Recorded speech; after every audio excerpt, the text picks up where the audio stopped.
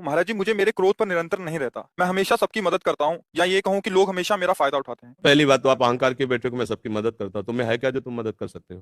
क्या है तुम्हें मदद कर सकते हो? ना तुम्हारे में बुद्धि है, ना बल है, ना इतने बड़े धनी हो, कुबेर का खजाना तो है नहीं, और बुद्धिमान ब्रह्मा वाली बुद्धि तो है नहीं। तो आप क्या मदद कर सकते हो किसी की? क्या मदद कर सकते हो? व्यर्थ का अभिमान क्यों रखते हो?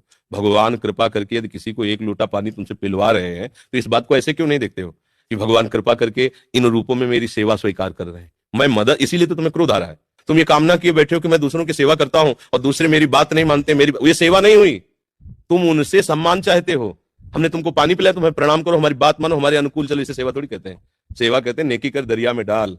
सेवा कर दी, तुम गाली भी दोगे तो हमें स्वीकार है। तुमने जल पी लिया, आनंद से तुम मस्त रहो, हमें गाली दोगे कोई परेशानी नहीं, इसे कहते सेवा। सेवा करके सामने वाले को झुकाने की बात आना, उसे सेवा नहीं कहते। पहली बात, गलत हो आप, तभी आपके अंदर क्रोध आता है। यदि आप गलत नहीं होगे तो आपके अंदर क्रोध नहीं आएगा। कामा संजायते क्रोधा, कामना है तभी क्रोध का प्रादुर्भाव होता है। क्या कामना है? कि हमने तुम्हारा सहयोग किया, हमने तुम्हारा हित किया, और तुम हमारा बुरा करते हो तो क्रोध आ जाएगा। अगर तुम हित कर रहे हो तो तुम्हारा बुरा कौन कर सकता है त्रिभुवन में?